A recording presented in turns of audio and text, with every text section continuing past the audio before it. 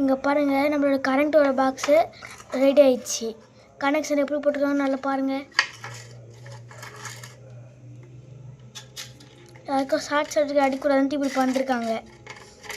ஆனால் கரண்டில் போட்டு பண்ணக்கூடாது.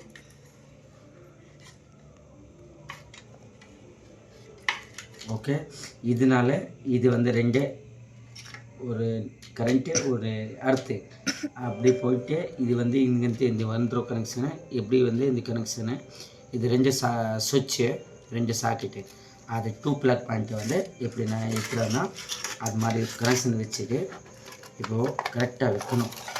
இப்போ இது வந்து ஸ்க்ரூ போடணும். ஸ்க்ரூ போட்டுட்டு இப்போ என்னென்ன ஸ்க்ரூ போடணும், இதில் 4 ஸ்க்ரூ கொடுத்துருக்குங்க. இதில் 4 இது போட்டுக்கோங்க. உங்களுக்கு ஸ்க்ரூ கூட தெரியாது, அதனால் இப்போ உங்களுக்கு காமிச்சிடுறேன். சரியா?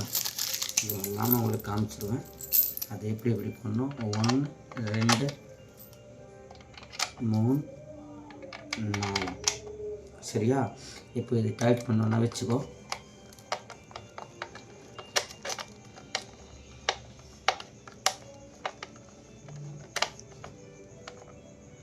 ஓகே, அதனால இப்போ 4மே வந்து டைட் பண்ணுவேன்.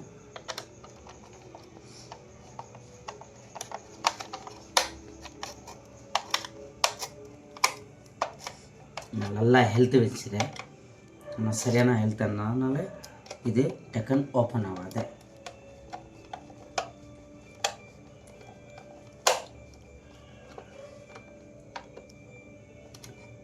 இப்போ பக்காய் போச்சு.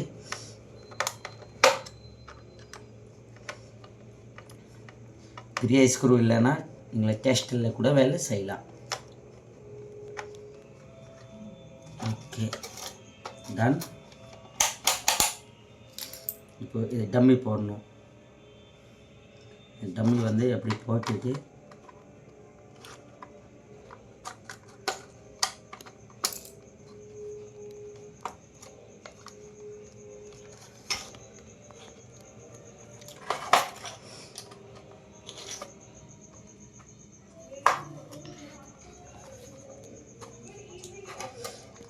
இது வந்து உங்களுக்கு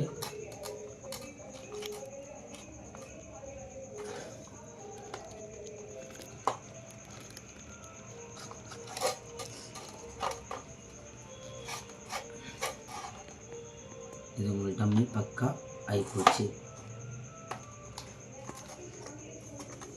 ஓகே, இப்போது உங்களுக்கு எலக்ட்ரிக்கல் பாக்ஸு ரெடி ஆயிடுச்சு.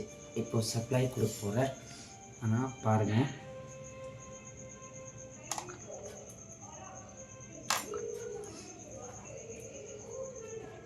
இப்போ நீங்களே சொல்ல எப்படி சப்ளை கொடுக்குறாங்க பாருங்கள். கரெக்டாக எப்படி சப்ளை கொடுக்குறாங்க பாருங்கள். கரெக்டாக சொல்லுங்கள்.